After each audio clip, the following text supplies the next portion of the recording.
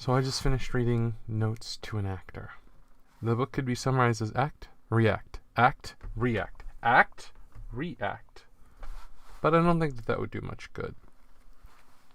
The author spends quite a bit of time talking about how we need to loosen ourselves up, how a lot of people get too much into their own heads as they're doing a character, and how being as loose and relaxed as possible is the way to go. I'm sure I'm not as loose as I ought to be, but I'm working on it.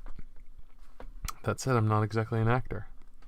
So sure. The book is comprised of a couple sections. The first is general advice, which comes off as sort of zen. It comes off as a lose yourself, give over to your inhibitions, try and figure out what the character wants and what they're afraid of. What they want is usually what they love. Having some random things that feel right to the character is alright. And if you're given information like open the door and be surprised by a surprise party, what you want to do instead is think about each step on the journey and play that logical sequence of steps, such as getting out of the car, bringing groceries there, fumbling with the keys, spending a little bit of time to think about the day, if you're focused on it. Maybe you have a crush on someone or something, thinking about them, thinking about what you're going to do next at home, planning out the day, fitting the key into the slot, fumbling the key, turning it, walking in. You're kind of still in the mode of thinking about it, and then surprise! Oh my god!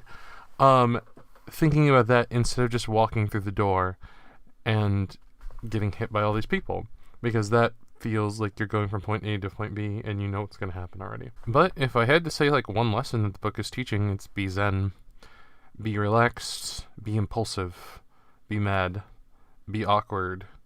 Just give in to your monkey brain for doing the characters. That seems to be the best piece of advice. Act and react. And it kind of goes into the do one thing at a time. Listening is probably one of the most important aspects of the actor, because they want to play off of everything that they're experiencing. They want to use every sense available to them to feel the room, to feel the conditions that are available to them, to feel as much as they can. And by that I mean literally sense, like notice what people are saying, the tenor of the voice, read the room, as it would be a good way of interpreting it to the best of your ability, to almost an insane degree, to the point where you'll probably know that one of the techs is listening to music and what music they're probably listening to if they're goofing off. Get into that state of just interpreting the moment and getting lost in the moment is the best thing to do if you want to be a good actor. There are other wonderful gems within this book, such as you want to seduce everyone in the room, but I don't think that offers much practical advice, aside from just be calm, be collected. Don't let your emotions get the better of you unless the impulsiveness of the scene requires you to do so. And even then, it's better to go hammy than to be too tame, according to the book, but you don't want to be too hammy. If you are, it feels fake. It's a bad lie. You want a good lie, which is a little elevated to normal, probably, because then it's more obvious and more clear to people. But not so much so that it's boring. You don't want to make it boring. He talks a lot about Shakespeare, actually. Specifically, the way he uses commas is not to simply pause the sentence. It seems to be more to emphasize, like to uptalk right before the sentence. And a lot of actors have interpreted him this way. Or that he really likes to emphasize every word in the sentence in a way that kind of creates the visual element of that word. So element, something foundational, something fundamental to the world. Fire, something that's energizing. Play with the eyes in that way. Play with the description of the word. Try and bring as many visuals to as many emphasized words as you feel comfortable exploring. Obviously, you could overdo it. And you want to think about the overall structure of the play. If you're giving it all, your all in every scene is going to be elevated to 11. It doesn't feel like the scene and emotion progresses. So one of the weird things that actors sometimes do is they do a scene really well, but that scene's early in the play, so they actually have to dial it down for later, and the audience will be the one to decide. A bunch of wonderful wisdom like this and a bunch of references for specific techniques.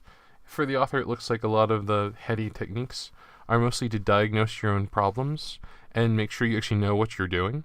For a lot of actors, like, a lot of it isn't intuitive, but if you can describe it to people, then there's a way that people can plan it better. And if you're having problems, then you at least know what sort of problems you're having, so you can diagnose it and do specific things to make it better. Aside from that, be relaxed, be impulsive, try and change your likes and dislikes, your loves and fears to match that of the character. Treat like a person like your favorite pet cat if they're supposed to be pitiable and lovable. Treat them like your spouse if they're supposed to be someone who you love and respect. Things of that nature. Try and replace as many things as you can. Rewrite your head to fit the character a little more.